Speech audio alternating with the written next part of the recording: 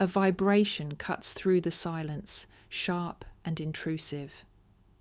The room is dark, still, untouched by the chaos waiting to unfold. The sound isn't ignored this time. A shift in the air, a tension so thick it pulls everything tight, squeezing the space between what was known and what is now exposed. A screen glows faintly, casting light onto steady hands gripping too tightly. A breath, slow but heavy, controlled but barely. Eyes scanning words that were never meant to be seen, fingers scrolling, stopping, scrolling again. Each message, a confession in real time. Each word, a blade carving through the illusion of trust. The weight of realization settles, unshaken, irreversible. A name repeats over and over in messages not meant for his eyes. The truth is there, undeniable, written in black and white. A voice, low, cold. Who is he? The words land hard, final, silence, a heart pounding too loud, a pulse betraying every lie ever told. The screen remains open, the messages, the proof, the betrayal, all of it laid bare. No way to undo it, no way to take it back. Eyes locked, waiting, one waiting for an answer, the other searching for an escape. Everything has already changed. The first message was innocent, or at least that's what she told herself. A simple reply to a harmless compliment. It didn't mean anything. Days passed and another message arrived. This time she hesitated. It wasn't just a casual greeting, it was personal, a little too thoughtful. You have a way of making people feel comfortable. It's rare. She should have ignored it, maybe even deleted it. Instead, her fingers hovered over the keyboard, heart pounding. Was it really wrong to respond? The reply was short, polite. That's nice of you to say.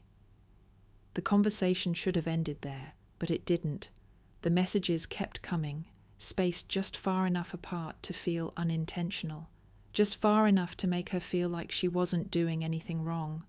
A compliment here, a joke there, nothing serious, just words on a screen. Her husband barely noticed. He was busy, always occupied with work, or scrolling through his own phone, replying to emails, lost in conversations that had nothing to do with her. He would sit next to her on the couch, their bodies inches apart, but worlds away. They used to talk. Now they barely spoke, and then one night when she was lying in bed, her phone buzzed again. "Are you awake?" She glanced over at her husband. His back was turned, his breathing steady, asleep. Her fingers hesitated before typing back, "Yeah." The response was instant. "Couldn't sleep either. Wish I had someone to talk to." A warmth spread through her chest. He needed her. Not out of habit, not out of obligation. Just because.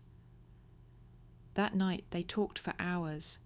It started with small things, movies, music, complaints about work. But then it became more. "Do you ever feel like something's missing?" he asked. She stared at the words on the screen for a long time before responding.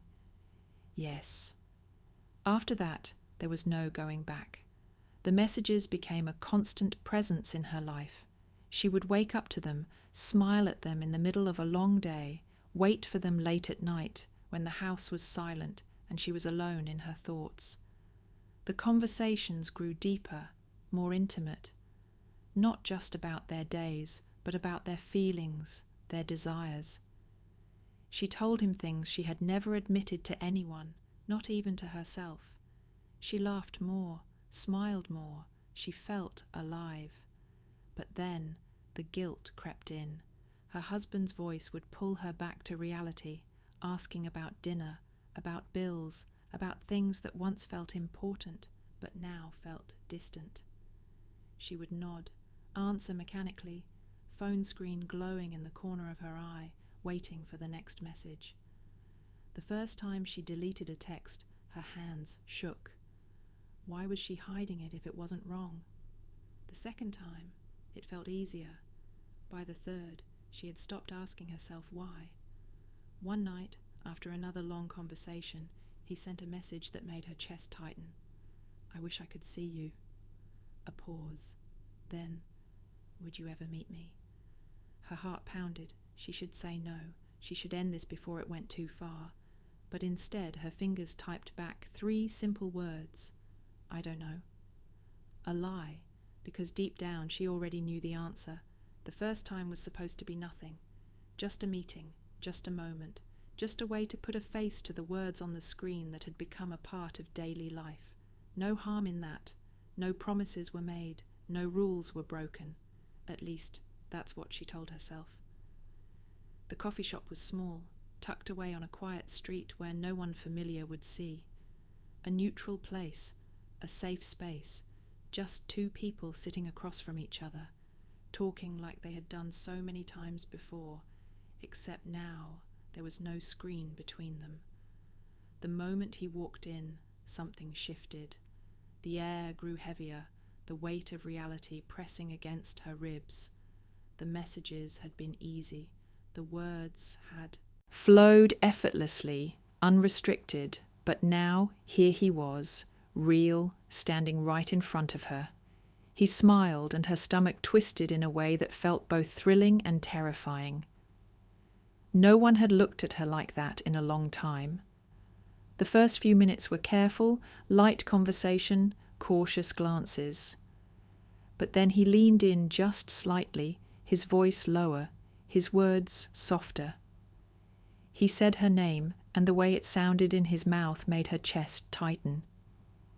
She laughed at something he said, and it wasn't just polite, it wasn't forced, it was real. She should have felt guilty. She should have been thinking about her husband, about the life waiting for her at home. But in that moment, she wasn't a wife. She wasn't someone's partner. She was just her. An hour passed too quickly, then another. The sunlight outside faded into an orange glow, and neither of them wanted to leave. When they finally stood, when it was time to say goodbye, there was hesitation in the air. Then he reached for her hand. It was brief, just the softest brush of fingers against her skin, but it sent a shiver down her spine. A single touch, and suddenly she knew. This wasn't going to stop here. The second meeting wasn't planned, but it happened. The coffee shop felt too casual now, too public, so they found a quiet place by the water. No one knew them there. No one was watching. This time there was no hesitation.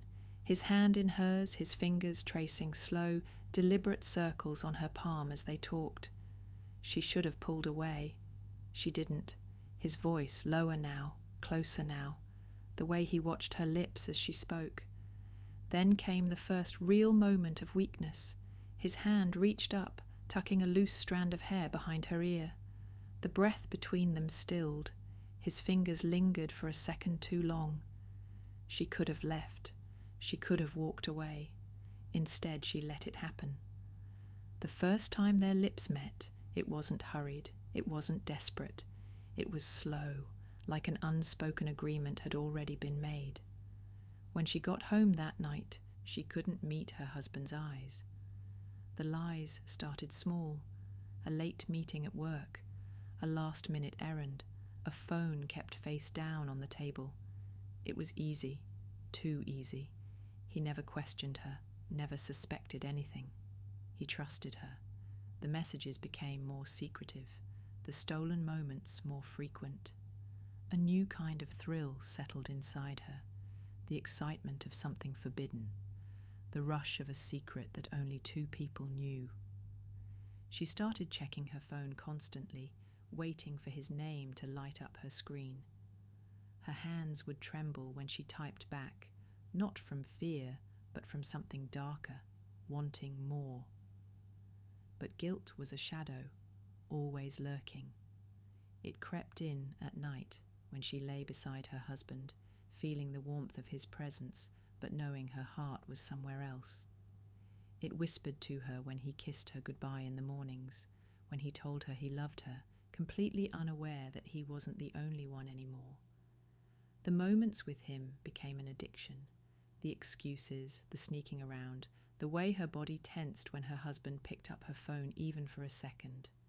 She should have stopped, she knew it. But stopping felt impossible when every touch, every glance, every stolen second only left her wanting more. And then, one night, something changed. She had barely walked in the door when her husband's voice stopped her in her tracks. His tone was different, low, measured, controlled in a way that made her stomach drop. Her eyes followed his, and that's when she saw it. Her phone, unlocked, lying on the table, screen glowing. And then she knew he had read everything. The grip on the phone was tight, knuckles white, veins pressing against his skin. The screen's glow cast sharp shadows across his face, but his expression remained unreadable. The air between them was heavy, thick with something unspoken, something suffocating. His breath was steady, but there was a slight tremor, barely noticeable unless you were watching closely. His eyes, dark and focused, moved slowly across the screen, absorbing each word, each message, each secret that was never meant for him. The clock on the wall ticked in the background, a soft rhythmic sound that suddenly felt unbearable. The messages were there. Every single one, no way to explain them, no way to take them back. His thumb hovered over the screen, scrolling, stopping, rereading. Lips parted slightly as if forming a question, but none came. The silence was worse than shouting. A deep inhale, slow and deliberate. The kind of breath someone takes when they are trying to contain something that is already too big, too powerful, too destructive to hold in. A name escaped his lips, low, almost a whisper, but the weight of it felt like 1,000 accusations in one. No need for details, no need for explanation. He already knew. The room felt colder, walls closing in, a shift in posture, shoulders tensing, muscles tightening beneath his shirt. The phone in his hand, still warm from being held for too long, suddenly felt like a weapon. The betrayal was there, right in front of him, undeniable, screaming from the screen in black and white, a single question, voice hoarse. How long? No answer. Silence stretched, stretching further, filling every inch of space between them. Eyes locked. His, searching. Hers, avoiding. A slow nod, understanding sinking in. He knew the answer already. The messages were too deep, too frequent, too familiar to be anything but deliberate.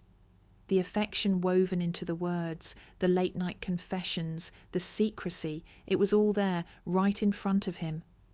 Another deep breath, but this time it shook. The hand holding the phone clenched into a fist, not out of anger, but out of desperation. The kind of grip someone has when they're holding on to something they don't want to break, but already know they can't save. A step back, distance, space. The sound of his own heartbeat was loud in his ears, drowning out everything else. A bitter chuckle, quiet, humorless. You really thought I wouldn't find out? The words landed with a weight that made the room feel even smaller. A blink, slow, calculating. The shift in his stance said more than any words ever could.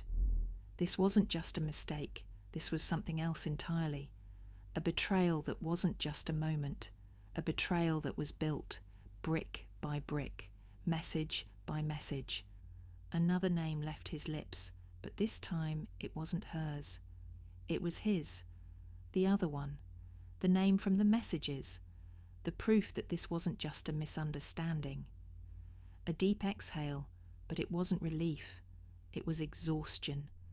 A turn of the phone screen, held up for her to see, as if she didn't already know what was on it. Say something. A plea, a demand, a final chance. But what words could fix this? A heartbeat of silence, then another. Nothing. Just the space between two people who were supposed to trust each other. A sigh, slow and quiet, filled with something that felt dangerously close to defeat. The phone, once a tool of connection, now a symbol of something shattered. Placed down on the table gently, as if the weight of what it held had just become too much. A shift in expression, a jaw clenched, eyes blinking rapidly as if trying to process something too big to grasp all at once. Then, softer this time. Why? The real question, the only one that mattered, but no answer would ever be enough. The footsteps were slow, measured, deliberate, the kind that came from someone trying to hold himself together when everything inside was falling apart.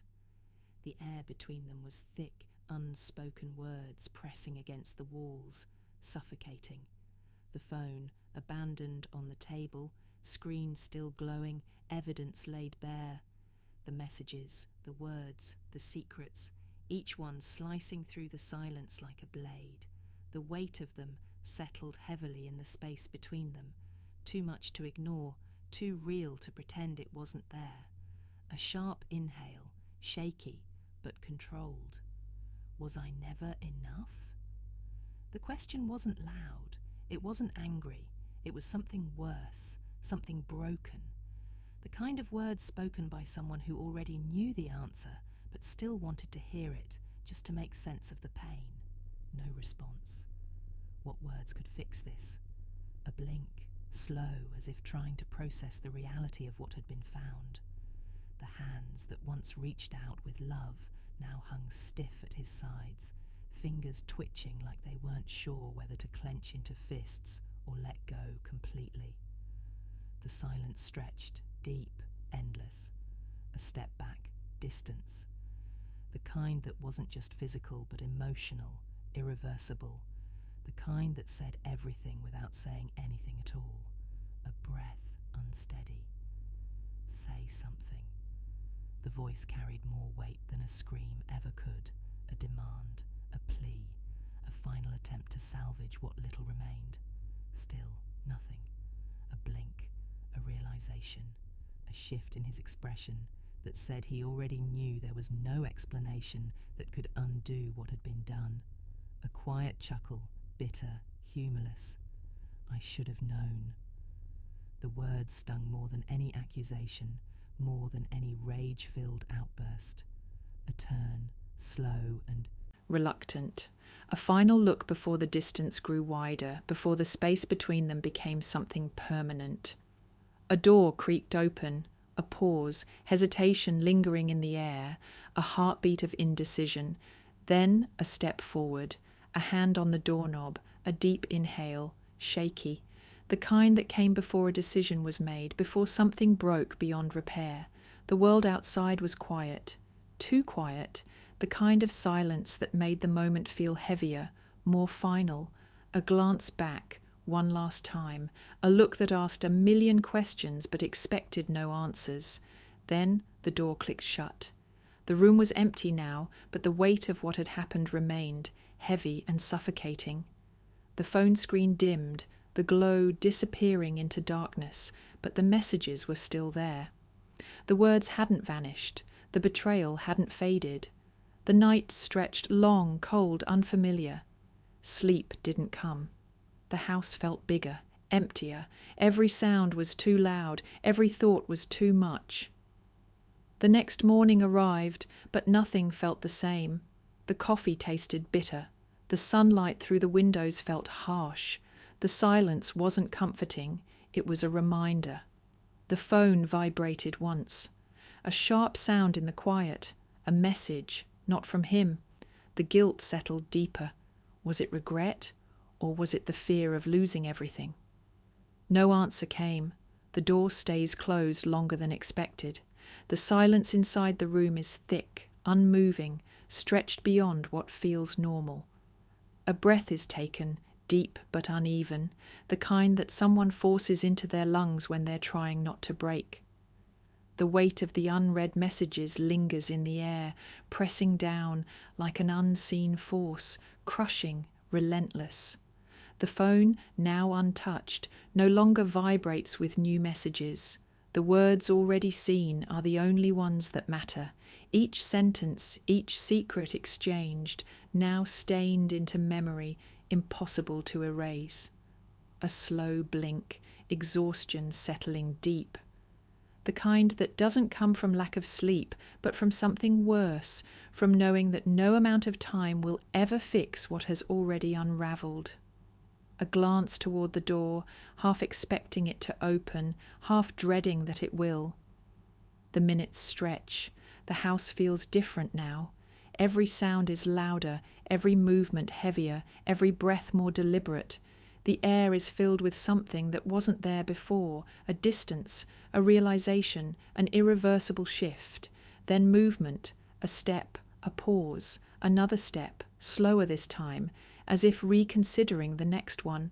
A hand brushes against the table, fingers dragging across the smooth surface, stopping just beside the phone before pulling away. No need to check it again, nothing left to see. The door opens, not suddenly, not forcefully, just enough to let the air shift, just enough to signal that something is changing. The hesitation lingers. A pause too long to be accidental. The kind of moment where a decision is being made, where a thought is turning into action. Then the door closes. Not slammed, not aggressive, just closed. A simple action, but filled with meaning. The sound of it settling into place echoes louder than it should. The silence returns, but it is different now. He is gone. The space he leaves behind is cold. The house still feels full, filled with the weight of everything unspoken, of everything left behind, but it is emptier now. A chair pushed back slightly, a coffee cup untouched, the smallest details of absence suddenly overwhelming, a step toward the door, hesitation creeping in, a hand lifts, then lowers, no reason to call out, no reason to follow. A breath is released, not in relief, not in sadness, just in the acceptance of what is. The phone vibrates, a sharp, jarring sound in the stillness, a glance toward the screen, but no rush to pick it up, no desire to see what waits on the other side. The name displayed is not his. A pause. The message sits there, unread, tempting, taunting. A hand reaches for the phone but stops midway. A single thought lingers, unwelcome but undeniable. Was this worth it? A blink, slow, deliberate. No answer comes. The message remains unopened. The silence lingers, and nothing feels the same.